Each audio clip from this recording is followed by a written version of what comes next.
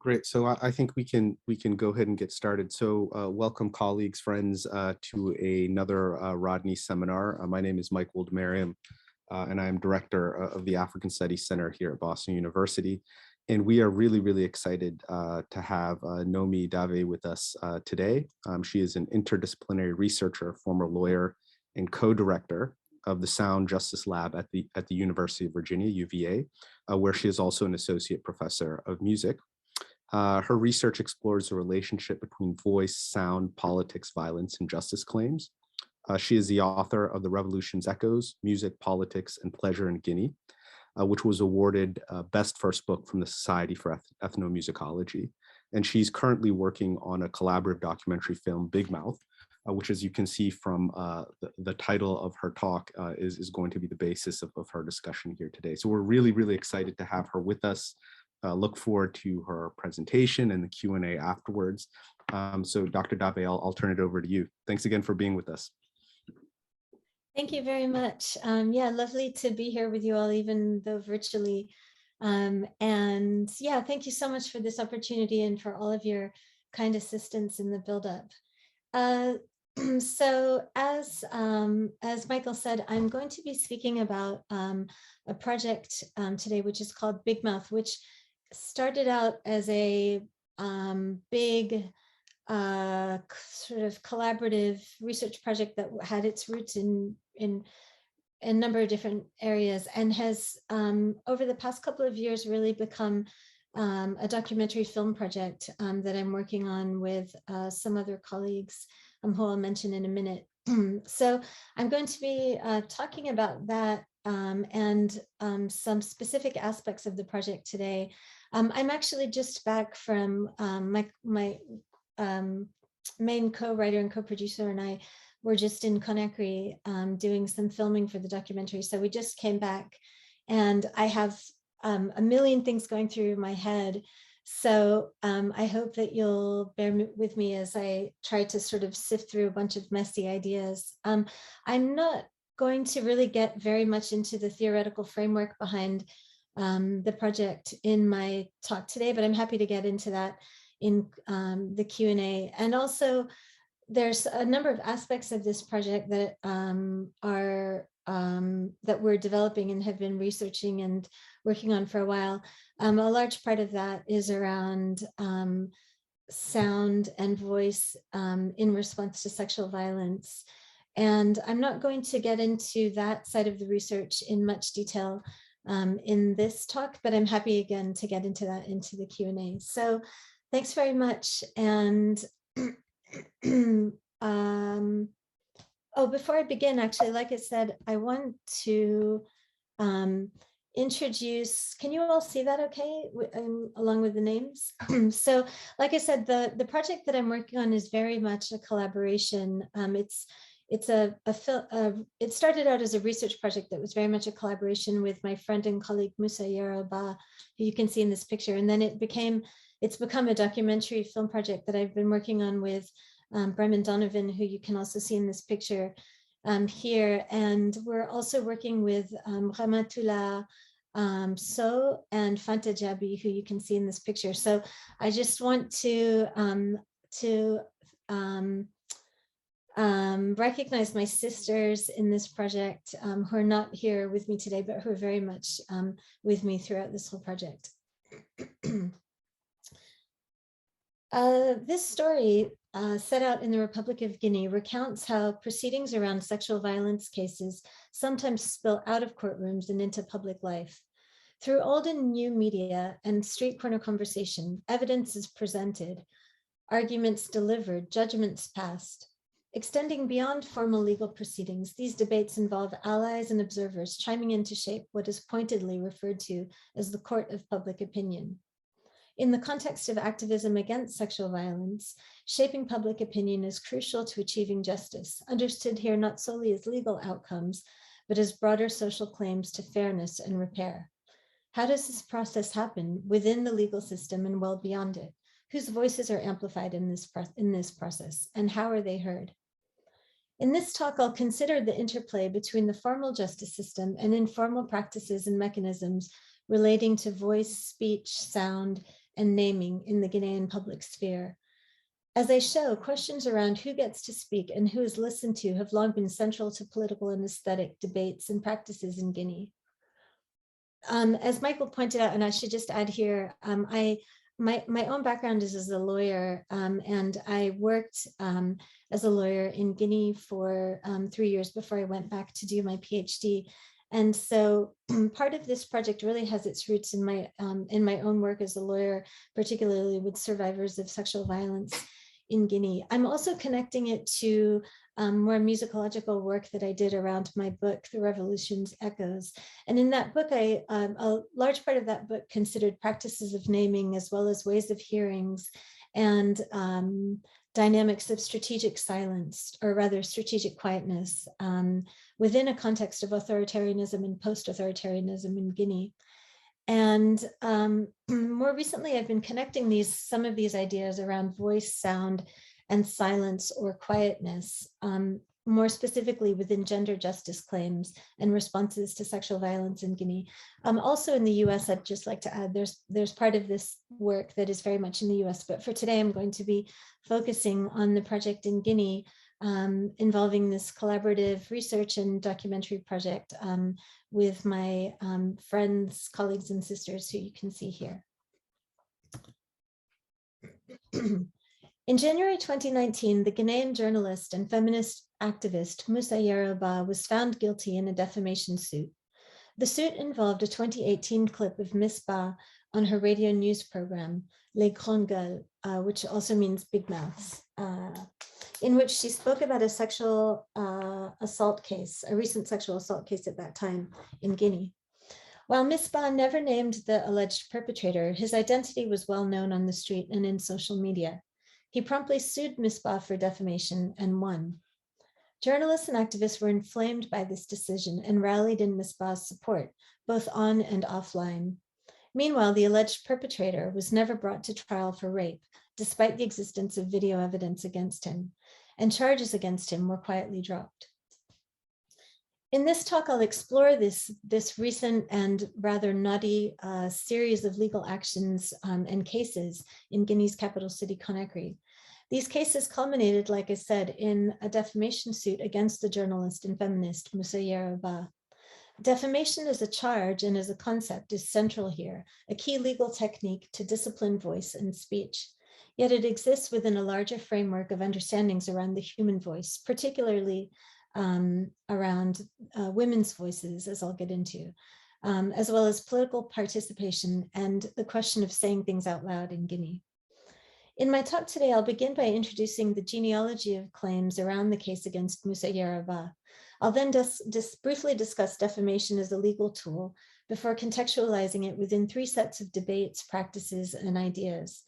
One involving journalists in the independent press in Guinea, secondly involving names and questions of naming, and third around women's voices and gender justice. So I want to, and then I'm, by way of a kind of rather messy conclusion, I'm going to just share with you all some sort of open questions that we're really grappling with this film, specifically around shame and around what constitutes justice in this and related cases. So I want to begin, first of all, by explaining a little bit the legal landscape that we're talking about here.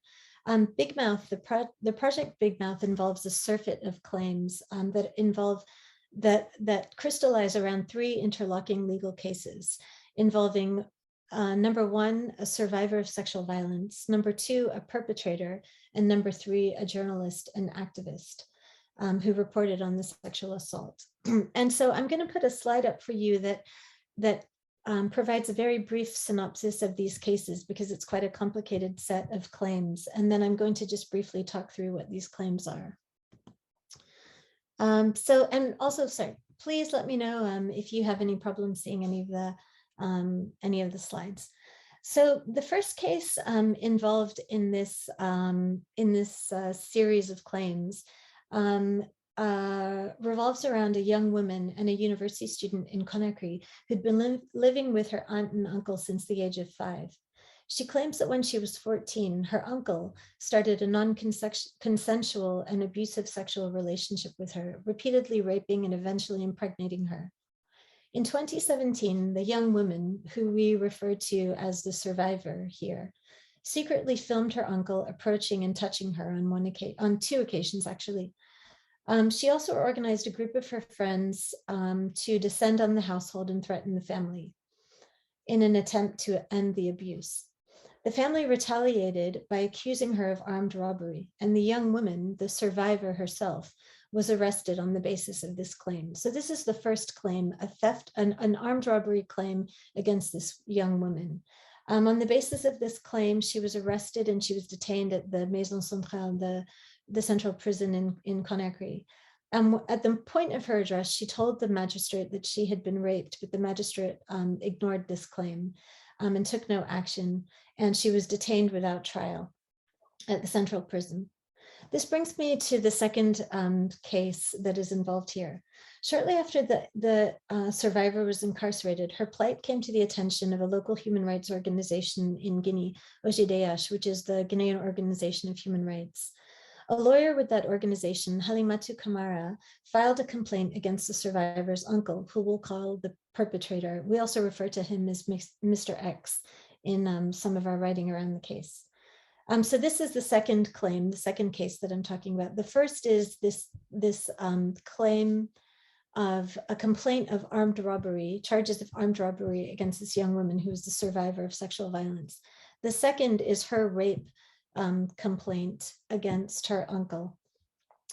Other activists, advocates, and journalists learned about the case, the fact that this young woman was in prison in Conakry, and they started leading inquiries into it, including interviewing the survivor in prison. A prominent Guinean journalist, Moussa Yaroba, who you saw in the previous slide, reported on the case and called on the Ministry of Justice to intervene. And in response to this publicity, the perpetrator, Mr. X, was arrested. And this was in May 2018. So in May 2018, as you see in the slide, there was this radio segment about the case in which Moussa Yaroba called on the authorities to act. And in response, there was quite a lot of public outcry in response. The uncle was arrested for rape. He was detained, but he was released after 6 days. Several weeks after this moment, the survivor herself was released from detention. She was 8 months pregnant at the time. At this point, summer 2018, both parties had been freed. In other words, both the survivor and the uncle, the perpetrator, were freed. And there were no charges pending in either case, neither the rape claim of the survivor nor the robbery claim of the perpetrator. The perpetrator felt unfairly injured, however. And this leads us to the third case, the third legal action in this account. In September 2018, the perpetrator, Mr. X, sued the journalist Moussa Yaroba for defamation. To recall that Moussa Yaroba had reported on the case of the young woman in detention on her radio news program, Les Grandes Gueules, in May 2018. In the segment, she never named the perpetrator nor the survivor. Nevertheless, Mr. X, the perpetrator, sued her for defamation and won. Following 2 hearings, she was found guilty in January 2019, and the perpetrator was awarded damages of 25 million Guinean francs, which was about $3,000 at the time. The guilty verdict in Miss Ba's case generated an enormous amount of protest, solidarity, and anger from feminist activists and journalists in Conakry, who took to the streets and social media in her defense. Days after the verdict was rendered, a collective of activists held a press conference to make their claims publicly in support of Miss Ba and against sexual violence more broadly. Miss Ba's lawyers also appealed the guilty verdict, but to date, 3 years later, so in other words, the guilty verdict was in January 2019. Here we are today in March 2022, and the appeal still has not been heard in her case. So I'm now going to play you part of a very short trailer that we've made for the film, in which you can see and hear some of these key audiovisual elements that I've mentioned in this series of claims. So in the first part of the video, in the first part of the trailer, what you see is one of the videos that was taken by the survivor to document the assaults against her. And then you hear Musa Yaraba's radio segment in which she speaks about the case, and which was later the subject of the defamation suit. And so again, please just let me know if you have any problem hearing or seeing this. Parce que les 9 personnes là, ils travaillent depuis je crois que ça doit être août 2015 que ces gens-là travaillent. Maintenant, ils nous disent qu'ils ne vont pas payer ce qui est passé, mais ils prennent à partir de décembre 2016. Donc, une année et quelques, on est en train de faire payer ces gens là-bas à notre charge, sans être payé. Donc, c'est ça le problème.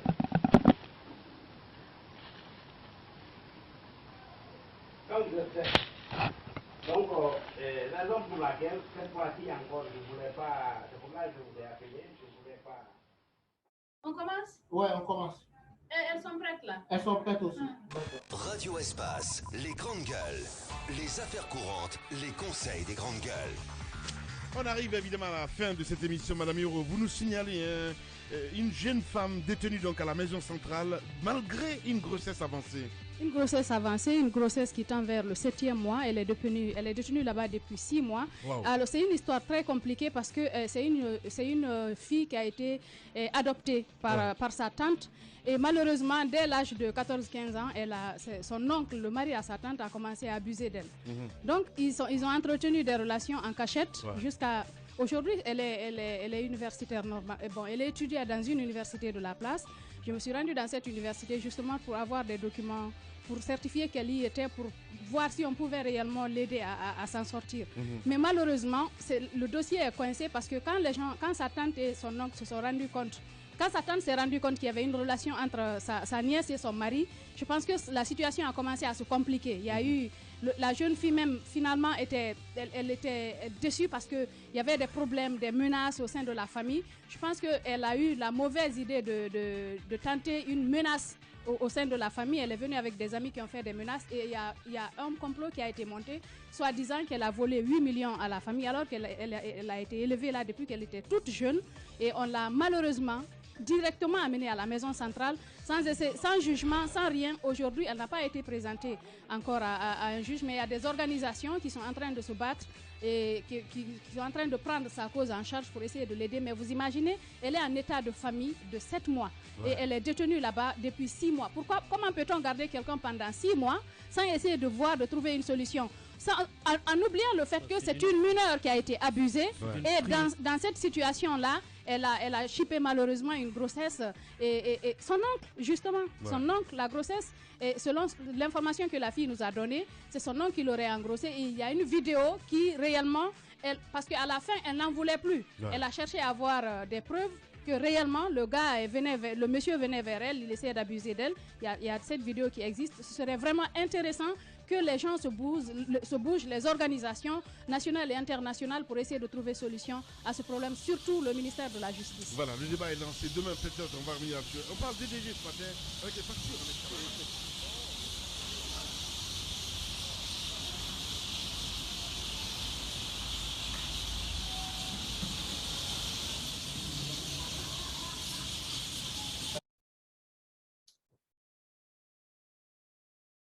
Okay, I'm going to stop the trailer there, but I might come back to the rest of it depending on how our time is.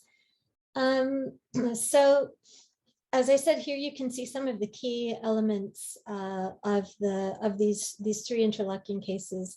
The video, one of the videos that was taken by the survivor, which incidentally was never actually formally admitted as evidence, neither in the rape case, which never went to trial as it was anyway, but nor was it formally admitted in the defamation case. Similarly, with the radio segment, the audio or there's apparently also video of the radio segment, but we don't have that yet. That was also never formally admitted as evidence.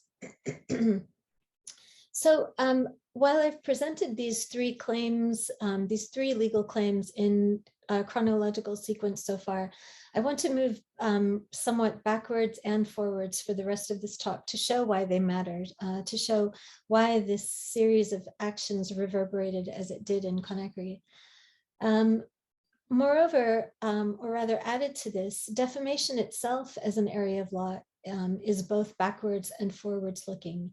Backwards in the sense that it seeks remedy for past injury, but also forward looking in that it is meant to deter future acts, future defamatory acts. So this sense of backwards and forwards, past and future, is something that we're very much exploring in the film project, including ways including to show the ways in which voice, and women's voice in particular, are heard both through past practices as well as future aspirations. So let me quickly say a few things about defamation here. Defamation as a crime is outlined in the Guinean Criminal Code, but also in the law on the freedom of the press, where it relates strictly to journalists. In Article 108 of the Free Press Act, defamation is defined, as you see here, as any allegation or imputation, accusation, which undermines the honor and consideration of a person the honor or consideration of the person or body to whom the fact is alleged.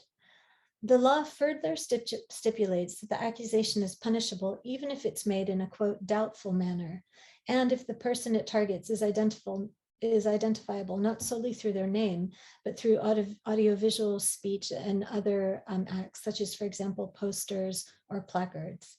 In other words, defamation under this law is very broadly defined. And to put this in a little bit of context for you, in the US, in contrast, in a defamation case, the burden of proof rests strongly on the plaintiff, the person who's bringing the suit. They must prove that there was actual malice. So the legal threshold is actual malice intended in the defamatory speech. And so in other words, this is a very high standard of proof that the plaintiff must show. And the reason that this high standard of proof exists is precisely to protect journalists and news organizations from excessive lawsuits. Of course, before we feel too comfortable about the state of the law in the US, we can easily remember that in this country, as in Guinea and as in many other places around the world, defamation has increasingly been used over the past few years, in particular, really the past 3 or 4 years, this huge upsurge in defamation case that we're seeing around the world as a legal weapon to target journalists and activists. We also remember well, I'm sure, that the former US president was himself very fond of defamation suits. And he even publicly called for libel laws in this country to be, quote, opened up. And at least one Supreme Court justice in the US has seemingly responded responded to this call by advocating for defamation to be made easier to prosecute in the US. So in Guinea, similarly, several journalists have been sued for defamation in the past 3 years, particularly in the waning days of the regime of former President Alpha Condé. For those of you who aren't aware of recent events in Guinea, Guinea had a coup d'etat in September 2021 in which the previous president Alpha Condé was deposed. And in the run-up to the coup, there was a massive tightening of speech, protest, dissent, political opposition, particularly against the media and activists. So what we see in these kinds of defamation cases is a tension between legal protections for free speech on the one hand, and social and political ideologies intent on constraining them. In the next part of this paper, I'm going to discuss these tensions in relation to 3 different contexts. So 1, around journalists and the independent press in Guinea, 2, around names and practices of naming, and 3, around women's voices and gender justice activism. Sorry about that.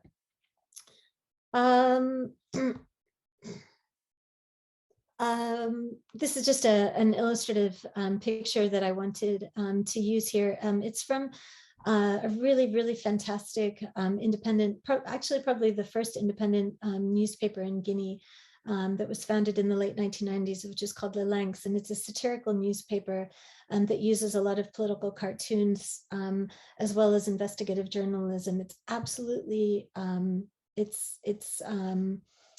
it's absolutely incisive satire and dissent. It's a really, really fantastic publication. So in my book, The Revolution's Echoes, there's I write about some of these dynamics around journalists and the press in one of my later chapters. And in particular, I cite an anecdote that happened to me in 2009 in Conakry. So at the time, there had also recently been a military coup d'etat. There was a very violent and increasingly unpopular regime that was in place. And I was sitting in a shared taxi one day in Conakry, and the radio was on, and there was a program that was playing on the state radio, the state-owned radio, RTG, and it was very critical of the independent media. And the journalist was saying that in the independent media, it really involves little more than just sloppy polemics and sloppy name calling.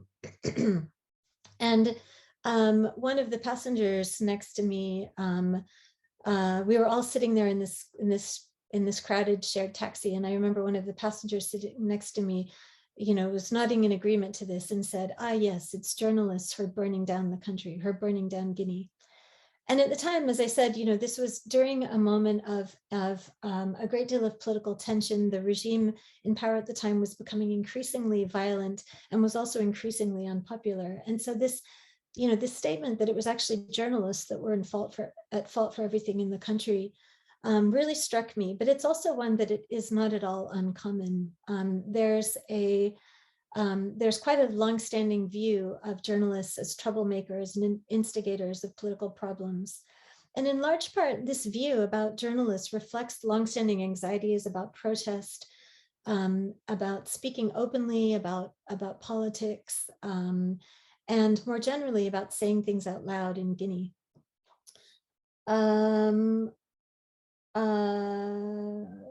Political dissent and noisy opposition have never been straightforward acts in the country. The political quietness of the past has its roots not just in authoritarianism and state-sponsored violence, but also in longstanding aesthetics of discretion, in which words and knowledge must be contained and controlled. And this is a lot of what I discussed in my book, The Revolution's Echoes. State officials and many ordinary citizens today view and hear dissent as un-Guinean and as an affront to the country's glorious past and the pleasures and the memories that that past still holds in the present. So in other words, this history, both of the Mande Empire, which is a point of enormous pride and collectivity for Guinean people, as well as Guinea's 20th century post-independence, post-colonial history, its leadership in Pan-Africanism, its leadership in decolonization. And both of these areas of history provide emotional reference points that many people look to for stability and a sense of identity through changing times. As I argue in the book, dissent, opposition, and protests threaten these public feelings and therefore fuel heated debates today about how Guinean people should act, what they feel, and who they are. At the same time, since the 2000s, dissent has increasingly become a feature of the local soundscape. For one, the waning days of the regime of Lansana Conté, he was the second president, saw mass demonstrations in the street, along with brutal crackdowns and intensified public anger at the state. Such demonstrations were largely unheard of during the 26 years of Guinea's first president, Sékou Touré. Today, they've become a regular occurrence. Moreover, media reforms in 2006 and 2007 led to an explosion of political commentary on the airwaves as dozens of independent radio stations have emerged. So as you see from the lengths, the independent media really has its roots in print journalism, but what's most popular, what's flourishing the most today is radio and increasingly television. The most popular of these stations broadcast lively and incisive debates with panels of presenters calling out the state for its failures. And this is precisely where Les Grandes Gueules, Moussa Yaraba's radio program, fits into this mediascape. It's really the most popular radio talk show and TV talk show in Guinea today, and it's really known for its no holds barred approach to political figures, government officials, etc.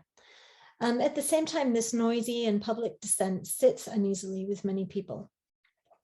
And this brings me to the second context that I want to mention here, which helps us think through these ideas around defamation and free speech. Part of the reason that dissent jars local sensibilities in Guinea so much is because of the significance of names and longstanding practices of naming in Guinea. Names identify people and trace their lineages to the past, to ancestors from epic history, to idealized memories of social order, stability, and imperial power. Again, references to the deep Mande past. The act of naming through song or speech connects individuals and families to the past and therefore gives them a place and a sense of recognition in the present. And so the image that I've shown here is of a female singer, a female griot, a Jeli Muso, who specialized in this particular type of verbal artistry. This is Jeli Fanta Kane, who is a well-known Jeli Muso in Conakry, who was particularly popular a few years ago. And like I said, you know, the verbal artistry here very much involves not just poetic references, religious references, references to proverbs, but also references to people's names, to people's family genealogies as a way to connect them not just to their own personal past, but to the larger social and collective past. In theory, such naming can also be used to criticize leaders and hold them accountable to the people. But in musical practice and public speech, naming has almost always been laudatory rather than critical. These practices have meaning and endure for the reasons citing above, including at times for fear or threats of coercion, but really more importantly, as I argue, because they recognize and accommodate an aesthetics of discretion, of knowing when to keep quiet, of being able to control one's words, which is really key here to these practices. Social ideals in Guinea imagine a dynamic push and pull between vocal expression and control, between license and censure. According to Mande cultural ideologies, voices act. By giving material form to words and knowledge, the voice releases words from the body and out into the world, where they're able to soothe, praise, uplift, shame, censure, or destroy. The scholar Sori Kamara writes that words come from different parts of the human body and have different capacities to inflict good or harm. Words that come from the stomach, for example, kono, or the throat, kan, which is also the word for voice, these are Maninka terms, are the most authoritative and trustworthy. In contrast, so in other words, words that come from sort of deep within the body. In contrast, words that come from the tongue or the mouth, so in other words, words that are closer to the surface, are unreliable and potentially dangerous. These types of words at the same time are often conveyed through sounds of sweetness and beauty to seduce the listener. So they have this ambiguity, this double-sidedness to them. So if we connect, you know, these kind of older aesthetic sensibilities and practices to the practice of protesters and journalists today, we can see why there's this really, as I said, this kind of this tension and this really this sort of jarring dynamics for many listeners, for the public listening ear more generally. Protesters and journalists challenge these practices and these structures of feeling by explicitly calling out individual leaders, even the president, in ways that are norm-shattering in Guinea. Some people are exhilarated by these acts. Many are shocked. And perhaps this is why Musa Yeroba never actually named the perpetrator in her radio segment. So if you recall the segment that you heard on the trailer that I just played, you'll hear that Misbah Yero is actually very careful in the message that she delivers. She is critical, she's angry, you can really hear it in her voice. Her voice is really registering through changes in dynamics and changes in pitch. It's registering this anger, but the words themselves are quite controlled. She never actually mentions the perpetrator. She doesn't actually even dwell on him that much. And she doesn't really dwell very much on what should happen to him in particular. Her focus is more on the survivor. Yet despite the fact that other journalists and commentators also spoke about these cases, that set off the series of events. It was Misbah Yero who was singled out as a threat and who was successfully sued for defamation. So again, there were other journalists that were also reporting on this case, but she was the only one who was sued for defamation. And of course, as I said, the suit was successful. So this point brings me to the third context that I want to point out here, which relates to, again, relating to questions of saying things out loud in Guinea. And this is the context of women's voices and gender justice activism. Like I said, so I was explaining just a minute ago about some of these ideas in Mande aesthetics around the voice and around ways of listening to the voice. And the ways in which this connects to different parts of the body. And this is part of what I discussed in my book. Mande knowledge holds that that authoritative voices have a rough edge to them, a sound that's also associated with age and masculinity. This link between authority and masculinity plays out in other ways through voice and music. Traditionally, for example, women are prized for their singing voices, but men are the ones who are able to practice public speech, a particular form of recitation and oratory that's mixed into performance, but distinct from singing. Women's voices are not considered trustworthy or reliable enough to hold such authoritative knowledge. So in other words, women's voices such as Jelly Kanifanta, who you see here, are very much valued for song, but they're not considered reliable or authoritative enough to transmit deep historical knowledge. When and if women are respected for their vocal authority, however, and this is true for some singers, they're usually said and heard to have a rough edge to their voice. And here I'm really speaking about the timbre of the voice. So the phrase here is kanmanya ne. And this refers to a vocal timbre that is heard as authoritative and truthful because it's seen as having this kind of rough, scratchy, sort of grating quality to it. Beyond the context of music, however, women in general are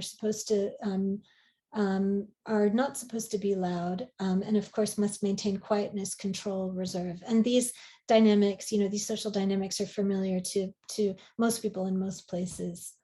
So these are some of the ideas and the local politics of listening to the female voice. Again, that in particular instances, when women have this very authoritative, rough vocal timbre, they can be heard as authoritative within the context of certain forms of verbal artistry. But overall, women are not, women's voices are not expected to be loud. They're not supposed to be projecting sound.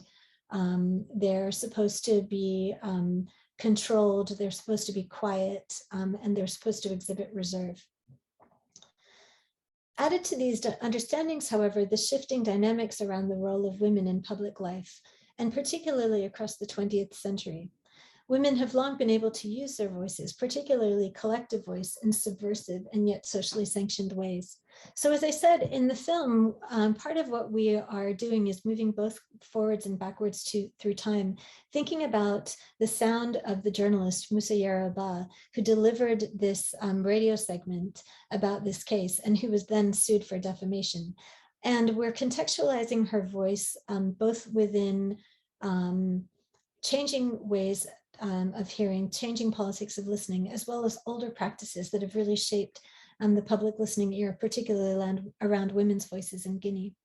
And here we can think about much older pre-colonial practices. So a number of historians have documented practices, for example, in which women sanctioned abusive men by singing shaming songs or songs of ridicule, other kind of noisy mechanisms that women use to disrupt domestic violence. So for example, banging pots and pans. There's been a lot of documentation about some of this kinds of noisy female agency in other parts of West Africa as well.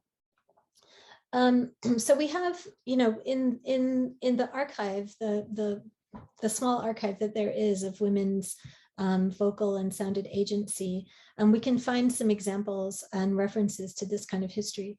But in Guinea today, what's most referenced is women's iconic role and noisy role in post-independence politics. And very famously here is the 1977 women's markets revolts, in Conakry and in other places around the country. This is another cartoon from Le Lynx, the satirical journal, the satirical newspaper that I mentioned. And in this cartoon, you see a depiction of Sékou Touré, the first president of Guinea. So as I said, Touré, he was in, and many of you might know this history already, he was in office for 26 years from Guinean independence in 1958 until his death in 1984. On the one hand, he was absolutely hailed as a hero in Guinea. You know, Guinea was the first French colony to gain its independence. He was a Pan-Africanist leader. He was very much celebrated around the continent. But on the other hand, he has this extremely mixed and contentious legacy because of the violence, the violence of his regime, the violent control and discipline that he really meted out against Guinean people. And women under Sékou Touré, Guinean women have this very ambiguous role. So on the one hand, you know, as many socialist revolutionaries of the time period, he absolutely championed women as a category. So his regime passed all sorts of, or adopted all sorts of progressive legislation and protections for women's rights. He had women in positions of high office. He very famously had Miriam Makeba deliver Guinea's address to the General Assembly in the 1970s. Just as an aside, in case anyone's confused where Miriam Makeba comes in to this story, Miriam Makeba, the South African musician, was actually lived in Guinea for about 17 years under the Touré regime. She was granted exile there and really made it her second home. And Touré really championed her and other kinds of iconic women like her on the one hand. But then on the other hand, of course, as you can imagine, and as happens in so often, there's the gap between the symbolic and the material, the symbolic and the day-to-day. And so what we saw in 1977 was an uprising by market women in Guinea against the Touré regime. And in particular, these women were manifesting, demonstrating against economic policies that the government had implemented that caused food prices to skyrocket. So this was all part of Touré's nationalist and extremely restrictive economic policies, but it had a very, very real impact on Guinean households. And people were really, really suffering at this time. And it was finally women from markets in Conakry and then spilling out to other cities around the country that stood up to these policies. And so again, famously, these women took to the streets. They were crying and chanting. It was this very, very iconically vocal, noisy protest in which they shouted at Sékou Touré that his handkerchief had turned black. He was always famous for waving this white handkerchief, which was seen as a symbol of his power and of his purity. And you know, they took this very personal aim at him, calling his handkerchief black. And there's a really beautiful account written by Ibrahima Baba Kake, who is a Guinean historian, where he describes the mockery and the chant of these women showing their anger at the regime. And this uprising was really the first and only mass anti-government protest against the Touré regime in its 26 years. And it resonated so loudly and deeply precisely because it was led by women, precisely because, you know, women had this ambiguous ambivalent position in the under Touré ideology. Yet despite lauding and idealizing the role of politicized women in securing independence, the Touré regime crushed the 1977 demonstrations and imprisoned and tortured many of the women involved. Nonetheless, women were ultimately credited with bringing down the Touré regime a few years later. So this protest happened in 1977. Touré stayed in power until 84 when he died. But many people reckon that his regime never really survived this moment, and that it was humiliating and damage for him in a way that he was never able to overcome. It's widely held today that the party state never recovered from these demonstrations. And in fact, over time in Guinea, these women's revolts have been commemorated in a kind of give and take. So there are moments in which national celebrations are held on the anniversary of these demonstrations, and then, for a number of reasons, those celebrations are then stopped and then resumed again in a later year. So Guinean history is full of iconic moments of women's voices and political participation such as this. But at the same time, as I mentioned, women's voices are caught within tightly scripted ways of hearing. The female voice conveys danger, suspicion, untrustworthiness. So here you can think about the points that I was making around some vocal ideologies in Monday music, for example. Women's voices are heard within broader ideas of female unreliability, with women posing a constant threat to male steadfastness and heroism. Women activists are therefore in fraught territory when they speak out publicly against sexual violence, in Guinea as of course elsewhere in the world. And in this context, women's voices are heard through multiple registers. On the one hand, the female voice indexes celebrated moments of mass political action in Guinea, both in the struggle for independence, so in the build-up to 1958, as well as in the demonstrations against the post-independence regime in 1977. On the other hand, the public listening ear hears women's voices as particularly able to shame others.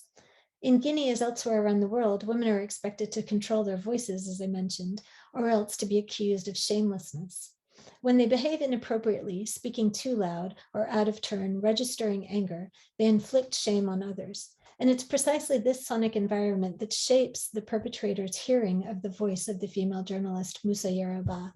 In other words, one of the questions that we're exploring is, why was it Moussa Yoruba who was sued?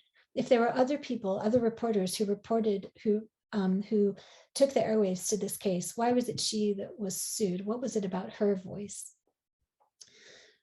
So here I want to, like I said, the defamation case is really at the center of this project, but we're looking both forwards and backwards. So I want to turn here to what happened after the guilty verdict against Moussa Yoruba and think about this kind of the ways in which subsequent events help us understand this sort of shifting politics of listening to the female voice in Guinea.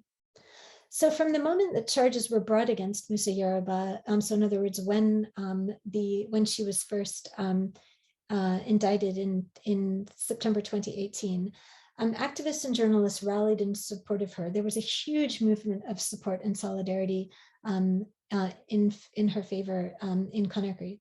Within days, activists formed a committee in support of Moussa Yaro and adopted the slogan, "Dénoncer n'est pas un crime, dénonçons le viol." In other words, to denounce is not a crime, let's denounce rape. This central message was repeated and reposted hundreds of times, imprinting a rhythmic cadence in chants and hashtags. As I said, despite all of this support, Yaro was ultimately found guilty in her defamation case in January 2019. And within a few days of this guilty verdict, this committee in support of Moussa Yaro decided to hold a press conference in response to the verdict. So I should note that at this time, as I said, these were the waning days. Well, actually, this was before the waning days. This was kind of still in the depths of the regime of former President Alpha Condé. And Condé had at this point banned street protests, banned marches and demonstrations. So the protesters were able to hold some discrete protests and manifestations outside the courthouse while the defamation case was going, but they weren't able to hold big street protests. So instead, what they did was, in the days after the verdict, they organized a press conference. And the press conference was a way for them to make their claims beyond this particular case, to both advocate in support of Moussa Yoruba, but more broadly against the verdict, in support of activists and in support of survivors of sexual violence. And so what I'm going to play for you here is a brief clip that I took from that press conference itself. And for sake of time, I'm not going to play the whole thing. There's some really interesting vocal dynamics in here, but I'm just going to play the second half of the clip. And what you have here is part of this feminist collective that was responding to the guilty verdict and responding more generally to this, this legal and political attack against journalists and activists in Conakry. So let's listen to second part of this clip here, and then I'll just talk about it briefly. As you're listening to this, one of the things to pay attention to is, again, as I said, this rhythmic cadence that was reposted hundreds and hundreds and hundreds of times on social media. And that was really this kind of iconic marker of protest for these women. And what you hear here, oh yeah, anyway, actually, let me play it and then we can talk about it. Je vous remercie.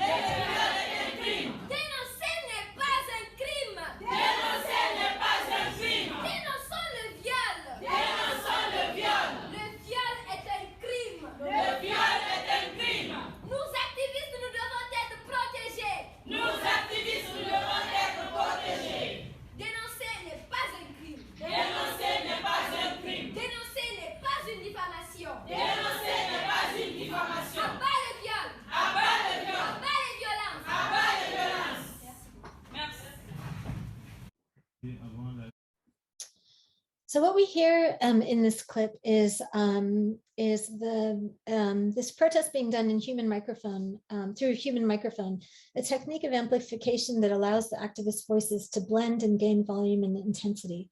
Through their unison chants, they're mobilizing audibility politics, both to challenge the listening ear in a male-dominated discourse and context, and to create coalition and solidarity among themselves. There's power and loudness in their vocalizations, amplification through collectivity. Again, a reminder that local ideologies, cultural ideologies here, that women shouldn't be loud.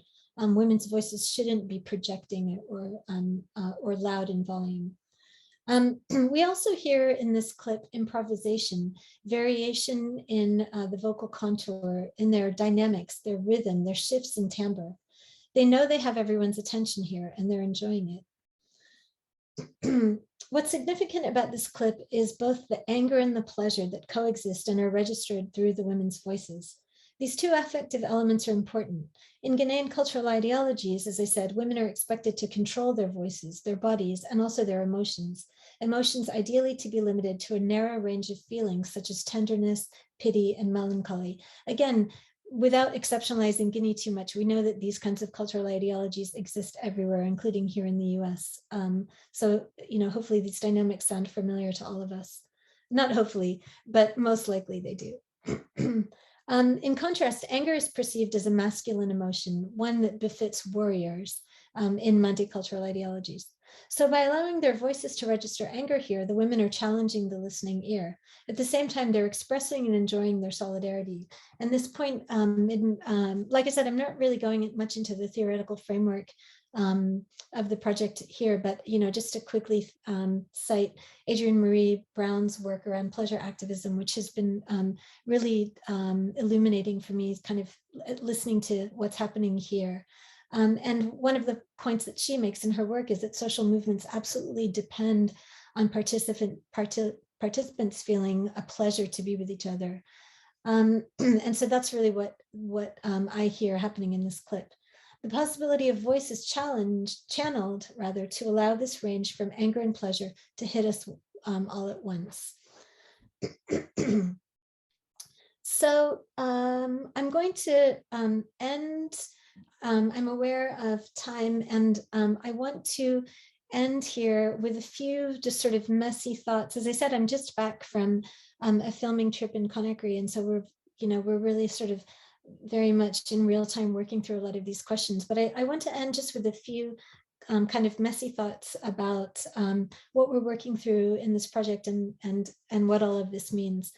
So first of all, like I said, I haven't really gone very much into the theoretical, or really much at all into the theoretical framework here, but one of the elements that I've been writing a lot about and that we've been thinking a lot about in relation to everything that's happening here is around shame.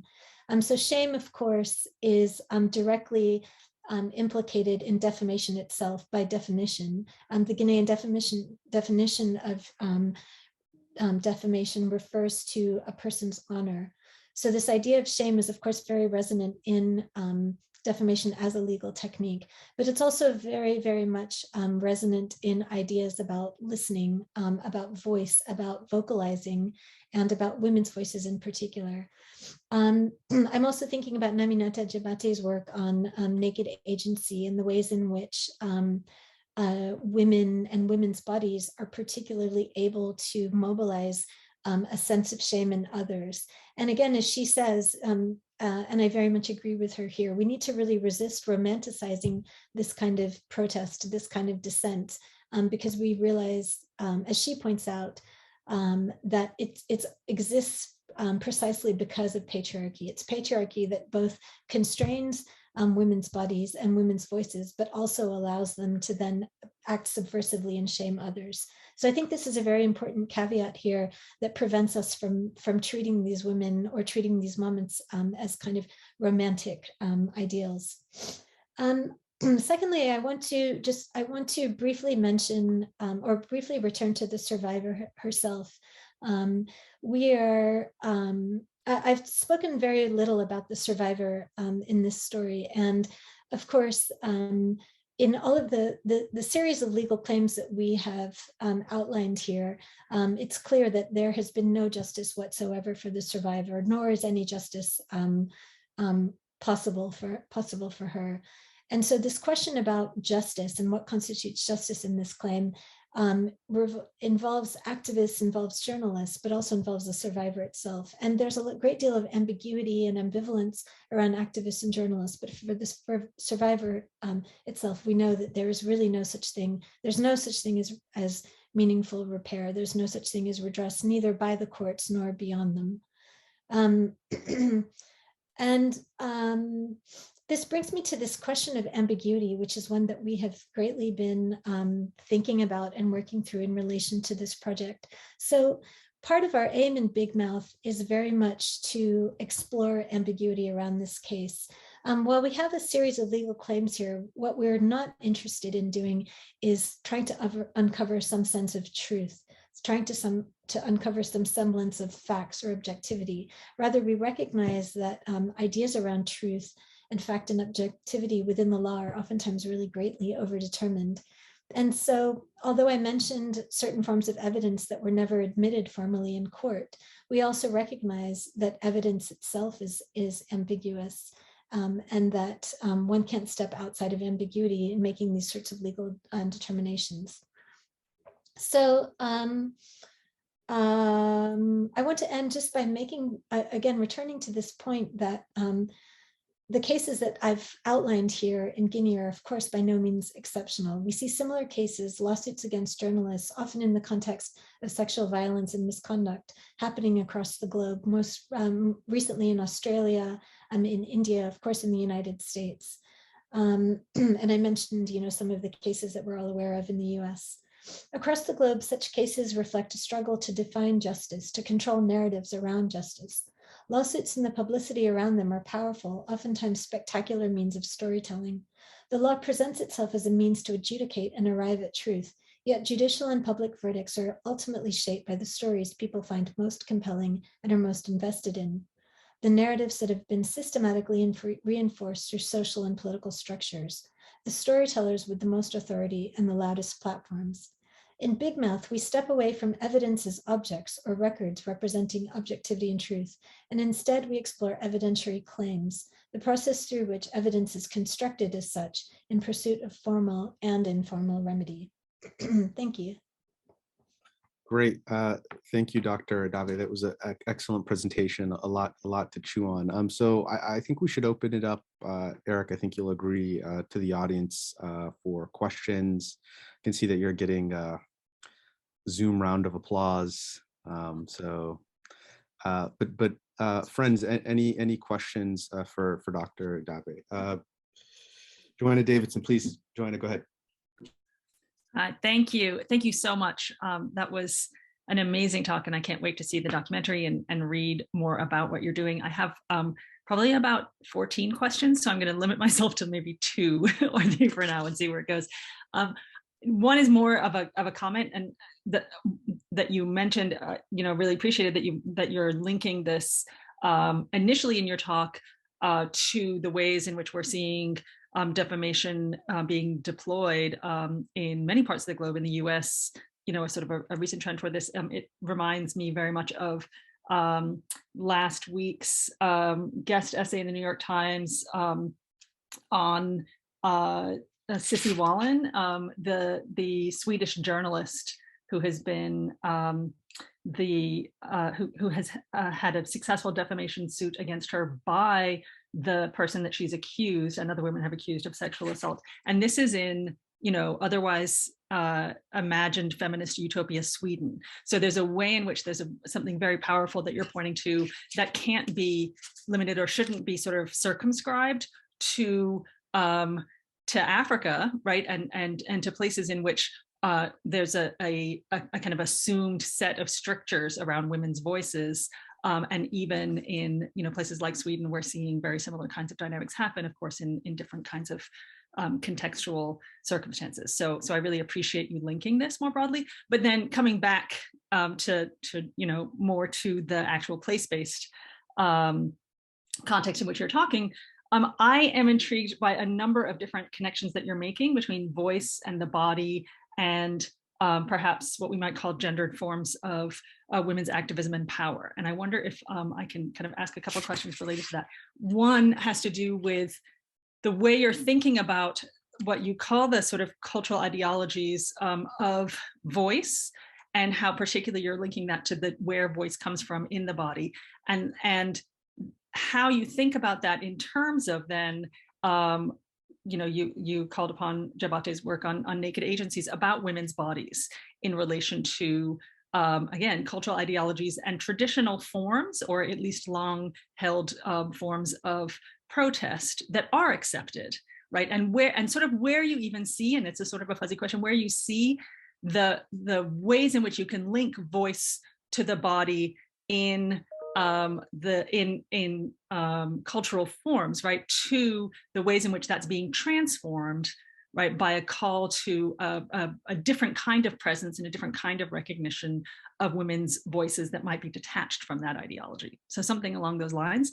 The other part that's somewhat connected to that has to do perhaps more with your work, again, in relation to Diabaté's and others, in terms of what the implications for this are for understanding gendered forms of power and activism, right? And this kind of pleasure in activism, where you find that line, right, between the care that needs to be taken in not romanticizing this, right, in understanding it rooted very much as a response to patriarchy, and yet at the same time, perhaps opening up a space to challenge still kind of smuggled in Western feminist notions of where power resides, and then open up a space for enriching our understanding of African forms of feminism. So where you kind of see that line, right, between romanticizing or labeling this something along the lines of a form of feminist politics and a form of women's perhaps resistance, perhaps whatever you might want to call it, of power, right? That, calling into your very last phrase, that might have, if not formal, at least informal impact and efficaciousness, right? And how you sort of balance that idea with the pitfall of romanticizing this. Is that enough to chew on for now, or I can throw more at you? I did want to, and if you can at all, relate this back to the whole aspect of naming. So nearby, I work in Guinea-Bissau, and among the Jola speakers in that area, the Jola word for name and the Jola word for song is the same word. And women use song to often name abuses. And I've long been kind of fascinated and tried to sort of wonder about and think through that etymological similarity between name and song in terms of how we see song being very much part of one of these sort of under the radar forms of women's power. Mm-hmm. I actually was just thinking, this is where Zoom is just an impoverished format, isn't it? Because I wish that I could be there in person for us to get into all of this. But yeah, thank you very much for the questions. So the first question was, also, I didn't know about that New York Times. I've been kind of off the grid for the past few weeks, so I didn't know about that New York Times essay, but I'll certainly look at it. I can send you the link to it. Thank you. Thanks very much. So the first question was around these cultural ideologies of voice, how it relates to the body, how and to older, let's say, kind of established forms of protest, but also how those are being transformed. Is that right? Yeah, something along those lines. It was a kind of an incoherent question, but about, you know, you're drawing connections in terms of a Monday ideology around voice and where it comes from in the body. And I wonder if you can just sort of elaborate on that in terms of how you're seeing that connected to, say, Jabati's understanding of, you know, and her elaboration too of women's bodies, but not necessarily voices, as a form of, you know, naked agency, as she calls it. So where those kind of coincide, and then where you're seeing some kind of shift or transformation going on in some of these sort of longer standing cultural ideologies. Yeah, thanks for the question. So one of the aspects that I'm really interested in is this question of projection and loudness. And I think that this is where the body matters as material, but also, you know, kind of matters symbolically, and the sense of the body itself is enlarged. And so, you know, this idea of, you know, to quote Marianne Farme, the underneath of things, it's such a prevalent and powerful. I just love that title because it says it all, you know, and it's such a rich area of literature in Monday studies. And so these ideas around the voice, these older ideologies around the voice, really fit into that framework and understanding of what needs to be kept inside, what needs to be valued precisely because it is concealed, precisely because it's hidden. And I think that in some ways, you know, it's interesting because if we think about the idea of the naked female body, there's also a different set of, you know, Jabati writes a lot about power and the power that women can wield through that. And of course, there are all sorts of ideas in many parts of around the world of what needs to be concealed in order to maintain a sense of female purity, for example, or a sense of female respectability, cleanliness. And what, you know, part of what she's saying is about the ways in which power resides there, and power can be unveiled and multiplied, really, you know, through these forms of naked protest. And I think so this idea of the inside and the outside is very interesting. About what should be concealed and what should be projected is very interesting to me, and I think it's very linked. And what, you know, in the title to my talk, I use the word amplified, and this question around amplification is one that I've been really exploring through this project. Amplification through a number of different techniques. So through, you know, here in the story that I outlined here, we see radio and forms of broadcast as amplifying Musa Yoruba's voice out into the open. We see the microphone, for example, at the press conference. So there's a moment later in the press conference, which I didn't have time to get into today, but there's this vocal scuffle between a man in the audience and one of the feminist activists. And the way that I hear it, she's really able to win that scuffle because she keeps this very controlled vocal demeanor, but her voice is so much louder because she has the microphone. So there's this amplification that's happening there. There's also the amplification, you know, as I mentioned, the human microphone technique that they're using to really amplify their voices to make it a collective sound. And so these questions about, rather this dynamic of amplification corresponds to ideas about power and projection that we often see in Monday aesthetics that play out. So in vocal music, for example, this idea of projection is really central to aesthetics. It's absolutely integral to ideas of naming, that the name should be projected, it should be broadcast. But of course, they're very, very, traditionally, they're very strict parameters around who can do the very strict gendered parameters around who can do this. So what I'm really interested in some of these kinds of older and innovative and technological or not at all ways in which women are amplifying their voices to mobilize these ideas of projection. Regarding the question about how to find the line, I wish that we could talk about this for 6 hours in person. I don't know. This is something that we're really struggling with a lot. So Yarrow is someone who, and all of these activists, they're people that I admire enormously, they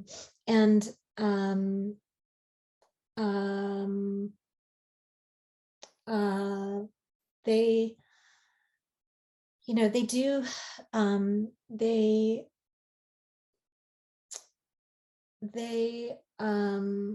they're constantly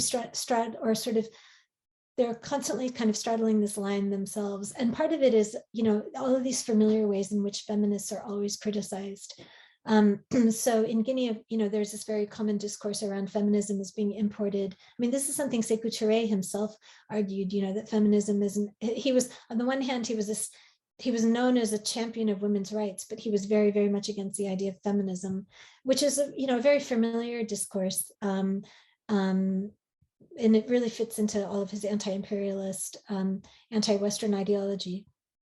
And what's these feminists are constantly fending off these kinds of attacks, that what they're doing is un-Guinean, or it's imported, it's foreign, it's false, it's they've been brainwashed, et cetera, et cetera. They're just together with white people. That was one thing, that was a criticism that somebody said about Yarrow, that she's just, she's doing this white person thing. And this is part of the reason why, as I said in the film, we're looking both forwards and backwards, because there are all of these moments, these iconic moments and these iconic sets of practices that are precisely around women's voice and vocal agency and vocal power. So I talked about the 1977 protests, which are absolutely upheld in Guinea, absolutely celebrated, but then of course, have this very ambivalent afterlife, as always happens in these kinds of situations. The symbol itself is not stable, and so we're trying to show, I think, to answer your question about how we're trying to straddle that, we're trying to show the ways in which ideas of female agency and female potency are very rooted, are very long-standing, and the ways in which debates around these questions are very, very much alive. Part of, I think, what really ignited this case and everything, or these sets of cases, is because they were such a lightning rod for these questions around voice, gender justice, protest, and maybe actually just those three, violence in Guinea. So these debates are very, very much alive. They're happening all the time around us. And I think we want to show the history of practices here, the history of debates, but also show that these, the debates have not been resolved in any way. Thank you.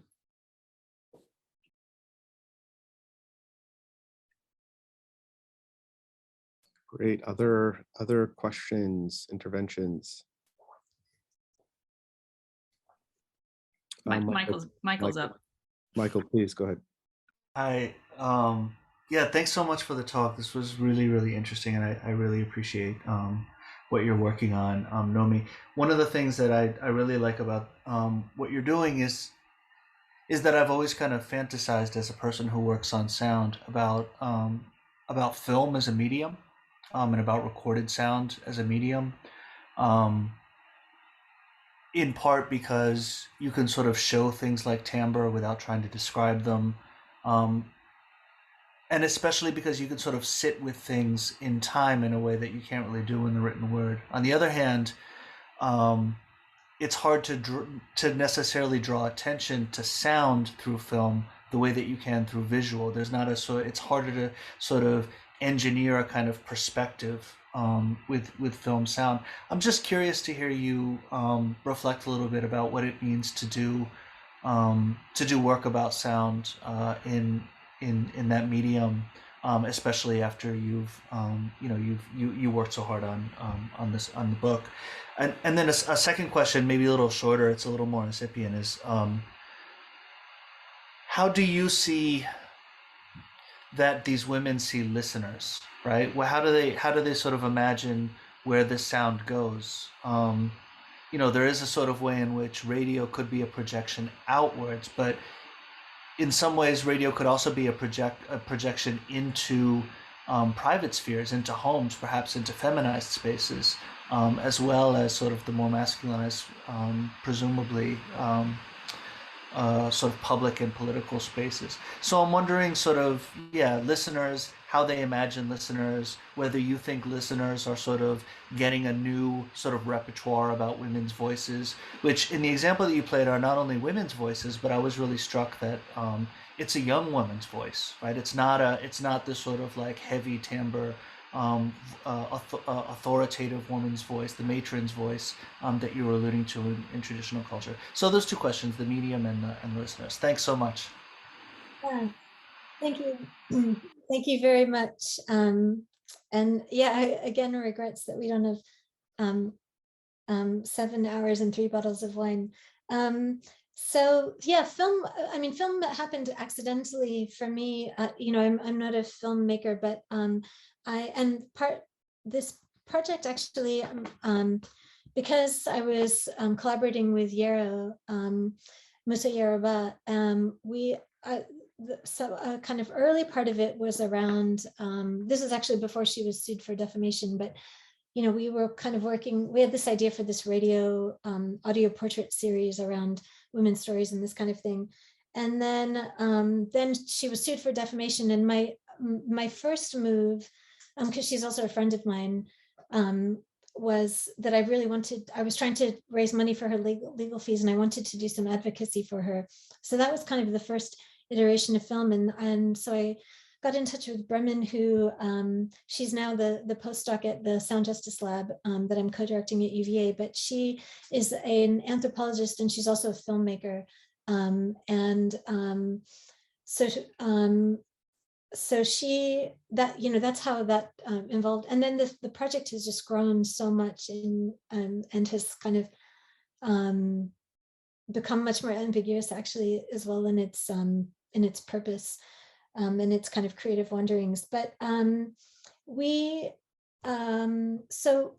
think we both hear the story itself, if we can call it a story, is very much grounded in sound, because, for example, the radio broadcast was in sound. There's the sound from including the scraping of the bottles on the table when the survivor is setting up the camera. The sound, you don't hear her at all. So this, the metaphor of inaudibility made really alive there, but you hear the perpetrator's voice very clearly. Then the activists and all of this response to it, that was all really playing out in sound. And so we hear the story as kind of very much evolving and taking place through that medium. But I think that film allows, my sense is that film gives people something to hold on to in a way, and film, it does, it registers so many different things at the same time. And we were lucky enough to have these visual elements as well. And then when we were just filming, as I said, in Conakry, and did lots of other filming to add lots of other visuals as well. So yeah, I'm not really, I think one of the techniques that we are thinking about as we really move into editing and production is around repetition.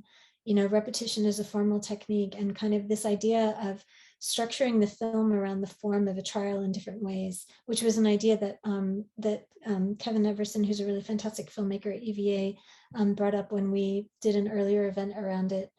And so I think that repetition is a way to really cultivate an engagement with sound.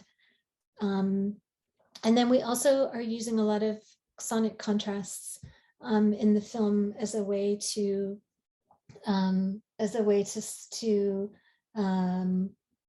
express or to shape the ways in which the sound is transmitted. So for example, in the trailer that I showed you, there's a lot of contrast right there as well. You start with the really hard sound of the bottles moving, and then it shifts to the radio.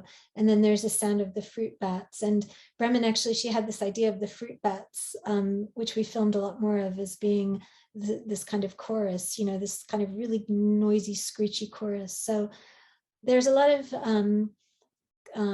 creative elements that we're trying to build around sound and contrast and repetition as a way to bring some of as a way to sort of draw engagement into it, I think. And also as a way just to sort of to get a sense of, really to build a sense of what the sonic environment is in Conakry, for people to feel that they have some engagement with that as well. Yeah, I really like this question about how the women imagine listeners. And yeah, I mean, this absolutely with radio, that, it's both highly public and highly intimate.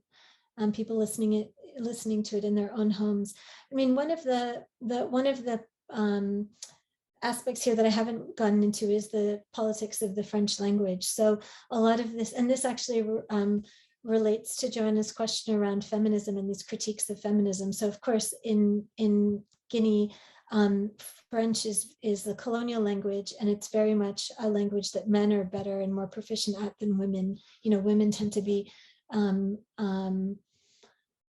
women tend to have less access to French. So there's this question about class and education that is immediately implicated in the medium, in the activist messages, et cetera, et cetera. And that's, there's all sorts of criticisms that are wrapped up into that we're contending with, that actually play out in this vocals conflict that I mentioned in this other part of the press conference. But the women are aware of that, and they do different kinds of activities. So they do neighborhood activities, for example, and different kinds of listening activities that aren't over the radio, but that involve engagements in local languages and, conversations and, just neighborhood conversations, that kind of thing. So I think that they're very aware of the ways in which they are heard through all of these kind of different political and aesthetic filters, around class, around education, around gender, around age, as you mentioned. And, thinking on sort of more of a theoretical note, one of my arguments is that they really are trying to retune and retrain the ear, especially these young activists. Yarrow, as I said, she was very guarded in her radio segment. The younger activists are absolutely, they use the word rape and rapist just over and over again. They don't shy away from these words, and they're really mobilizing some of these edges around how people hear the female voice. And so part of what I'm arguing in the more theoretical side of things is this kind of attempt to retune the listening ear, being both aware of their critiques and also using those critiques as just a way in to really push and push and push.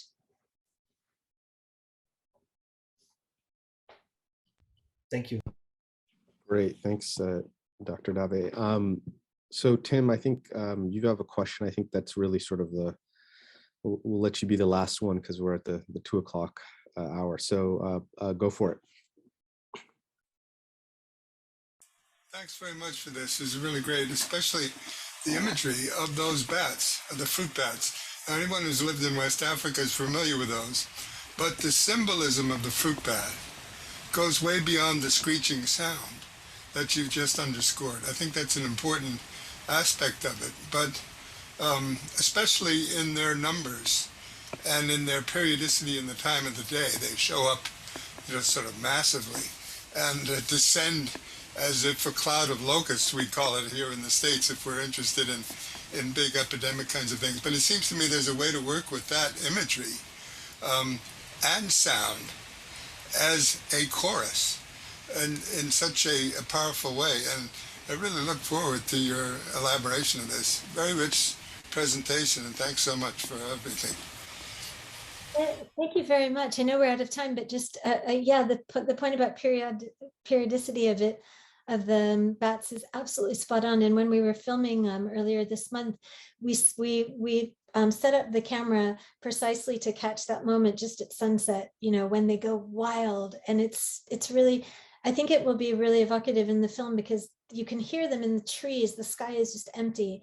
And then we waited and waited and waited and waited, and they're starting. And you know, there was a point when we didn't know if it was actually going to happen that day because, you know, but then all of a sudden the sky is just absolutely alive with them flying around. So it's just an extraordinary phenomenon. Well, I agree, and they have an impact in Abidjan down the coast a little bit, very powerfully at a particular time in the afternoon. They darken the sky. They change and affect the local weather, and people pay attention to a lot of things very quickly.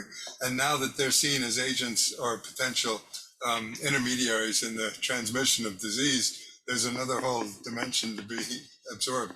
But thanks very much. Thank you very much. Yeah. Great, thanks. So I think we will wrap up here, and let's give Dr. Dave a round of applause. Thank you so much for joining us. This was great. Thank you very much for having me. Great.